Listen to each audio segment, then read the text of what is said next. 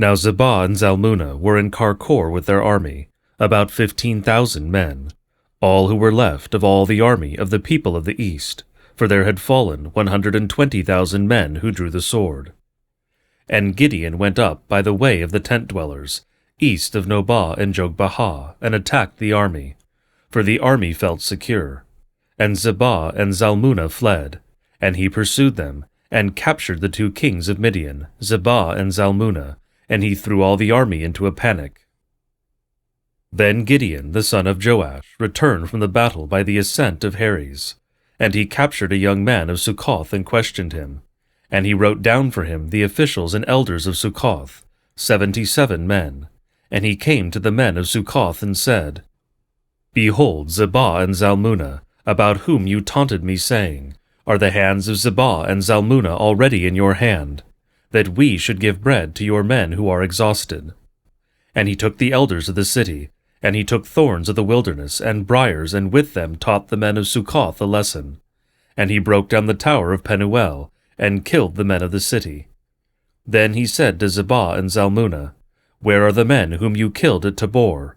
They answered, As you are, so were they. Every one of them resembled the son of a king. And he said, They were my brothers, the sons of my mother.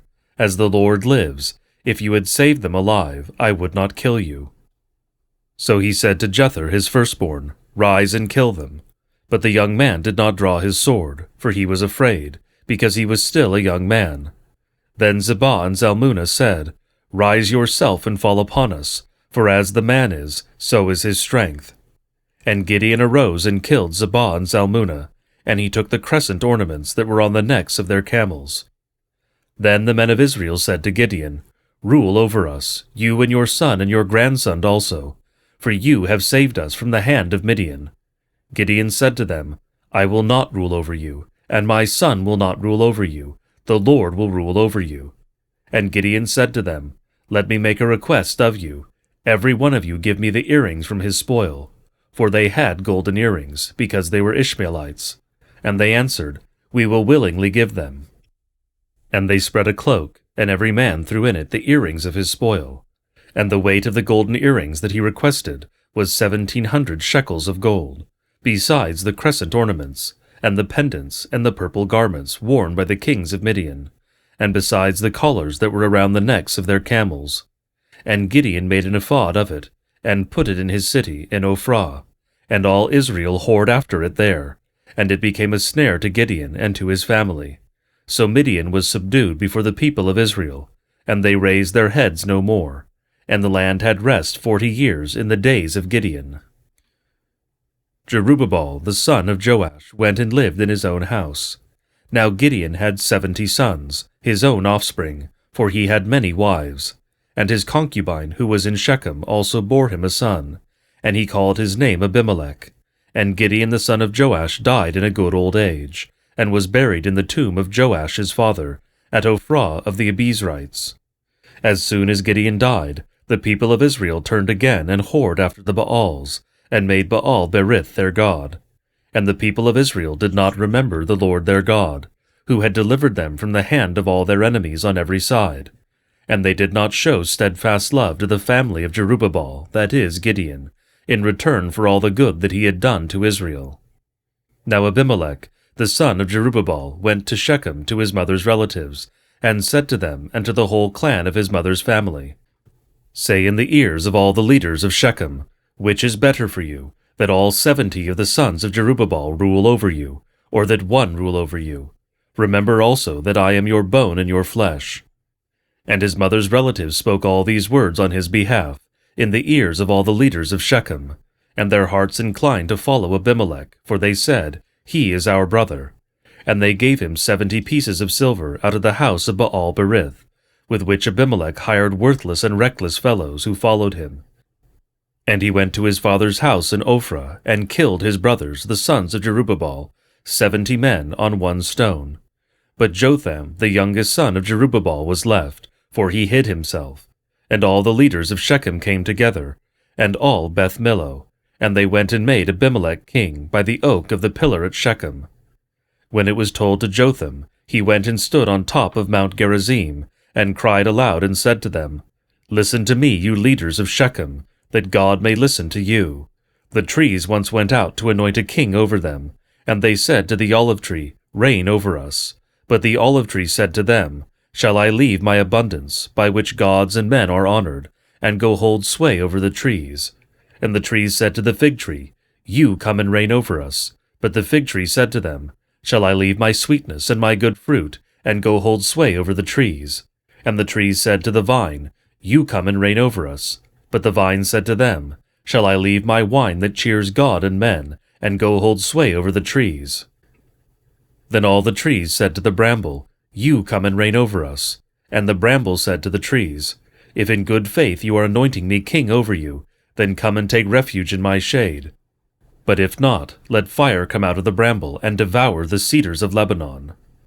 Now therefore, if you acted in good faith and integrity when you made Abimelech king, and if you have dealt well with Jerubbaal and his house, and have done to him as his deeds deserved, for my father fought for you, and risked his life, and delivered you from the hand of Midian, and you have risen up against my family's house this day, and have killed his sons, 70 men on one stone, and have made Abimelech, the son of his female servant, king over the leaders of Shechem, because he is your relative. If you then have acted in good faith and integrity with Jerubbaal, and with his house this day, then rejoice in Abimelech, and let him also rejoice in you.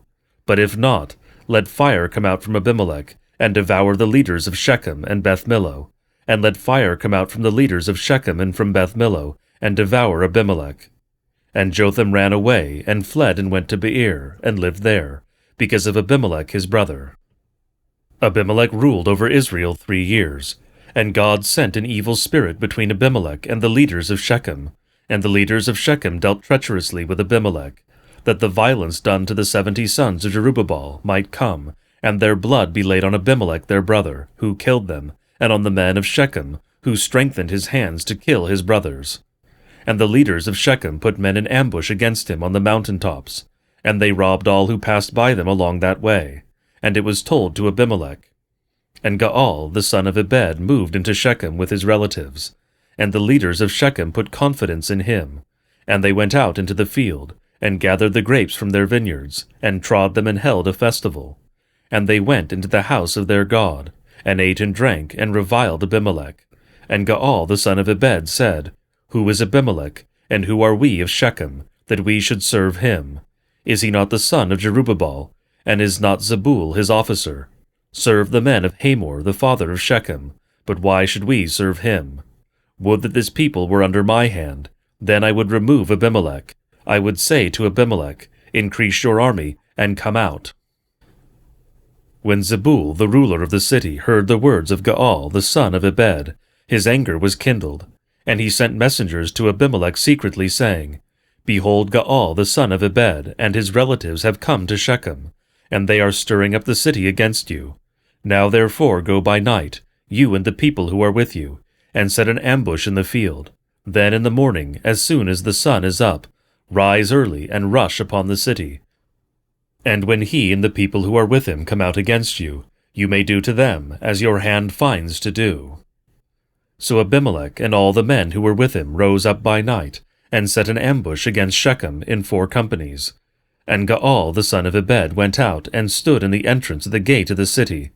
And Abimelech and the people who were with him rose from the ambush. And when Gaal saw the people, he said to Zebul, Look, people are coming down from the mountain tops. And Zebul said to him, You mistake the shadow of the mountains for men. Gaal spoke again and said, Look, people are coming down from the center of the land, and 1 company is coming from the direction of the diviner's oak.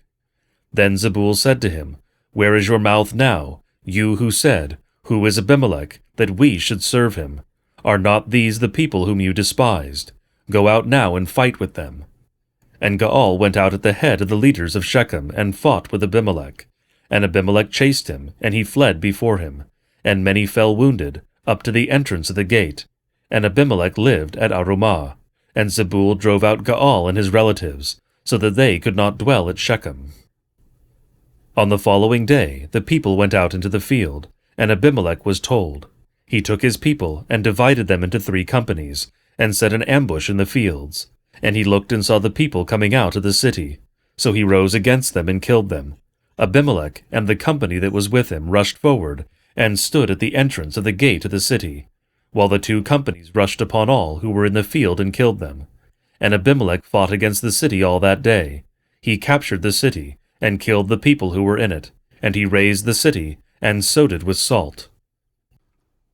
When all the leaders of the tower of Shechem heard of it, they entered the stronghold of the house of El-Berith. Abimelech was told that all the leaders of the tower of Shechem were gathered together. And Abimelech went up to Mount Zalmon, he and all the people who were with him. And Abimelech took an axe in his hand, and cut down a bundle of brushwood, and took it up, and laid it on his shoulder. And he said to the men who were with him, "What you have seen me do, hurry and do as I have done." So every one of the people cut down his bundle, and following Abimelech, put it against the stronghold. And they set the stronghold on fire over them, so that all the people of the tower of Shechem also died, about 1,000 men and women. Then Abimelech went to Thebez, and encamped against Thebez, and captured it. But there was a strong tower within the city, and all the men and women and all the leaders of the city fled to it, and shut themselves in. And they went up to the roof of the tower. And Abimelech came to the tower and fought against it, and drew near to the door of the tower to burn it with fire. And a certain woman threw an upper millstone on Abimelech's head and crushed his skull. Then he called quickly to the young man, his armor-bearer, and said to him, "Draw your sword and kill me, lest they say of me, a woman killed him." And his young man thrust him through, and he died. And when the men of Israel saw that Abimelech was dead, everyone departed to his home. Thus God returned the evil of Abimelech, which he committed against his father in killing his 70 brothers.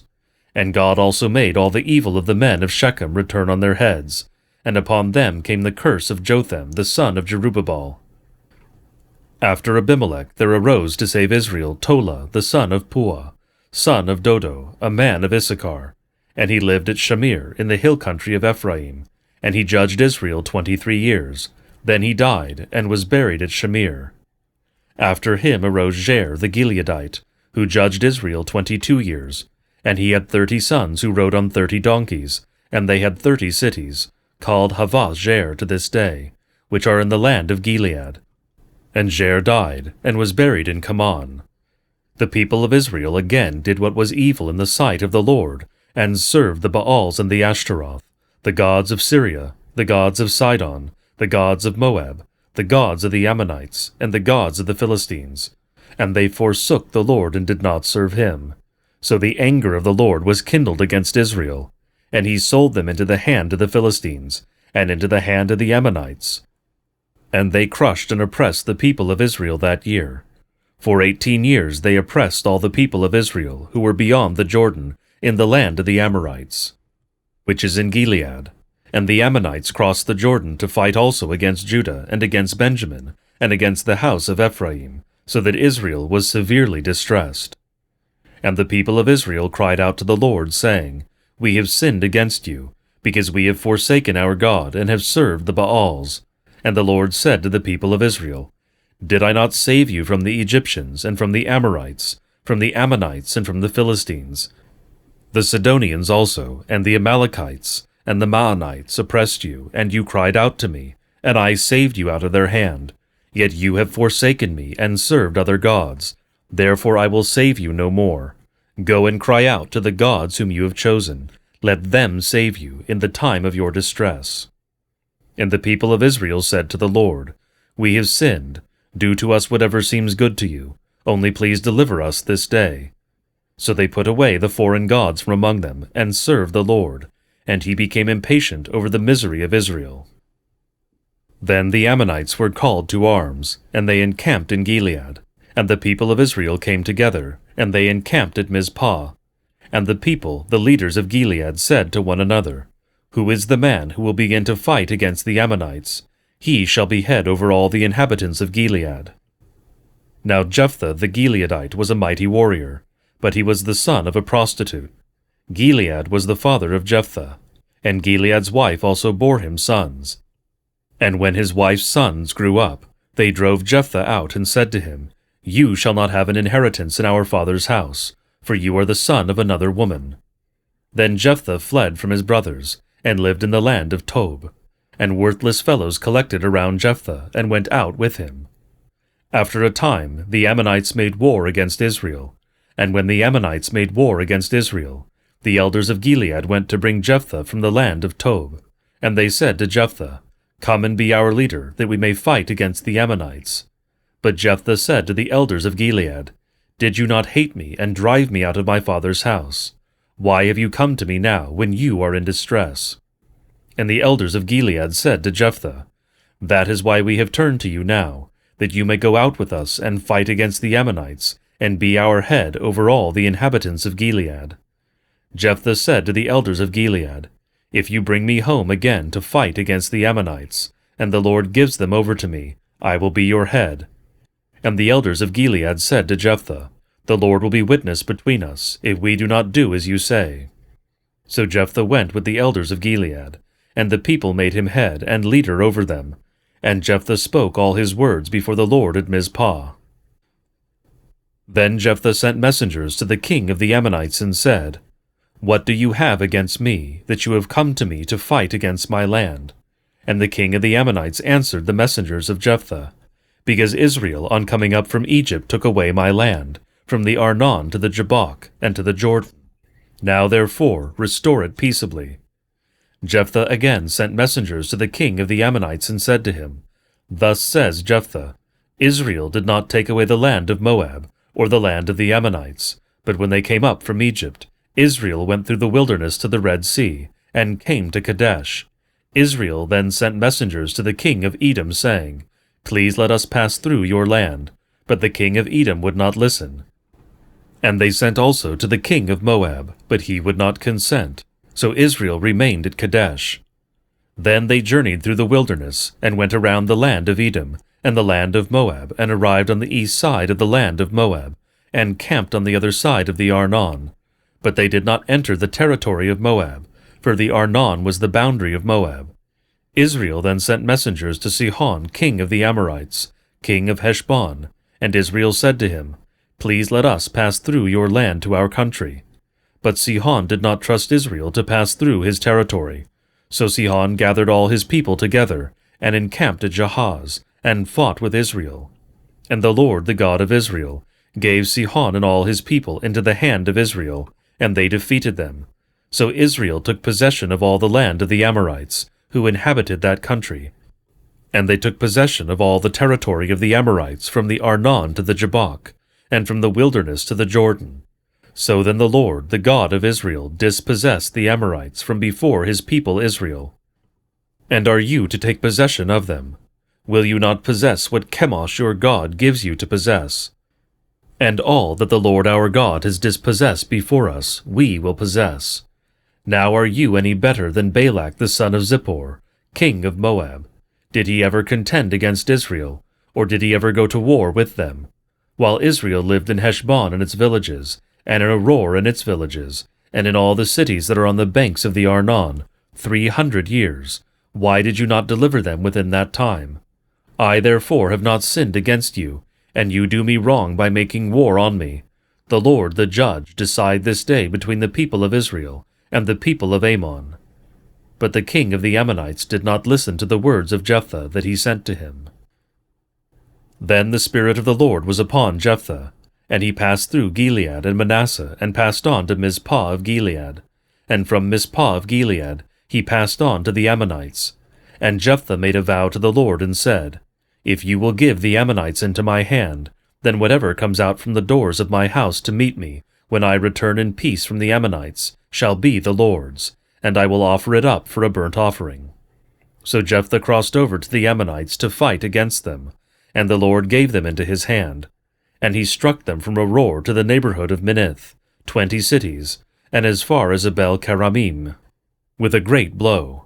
So the Ammonites were subdued before the people of Israel. Then Jephthah came to his home at Mizpah, and behold, his daughter came out to meet him with tambourines and with dances. She was his only child. Besides her, he had neither son nor daughter. And as soon as he saw her, he tore his clothes and said, Alas, my daughter, you have brought me very low, and you have become the cause of great trouble to me.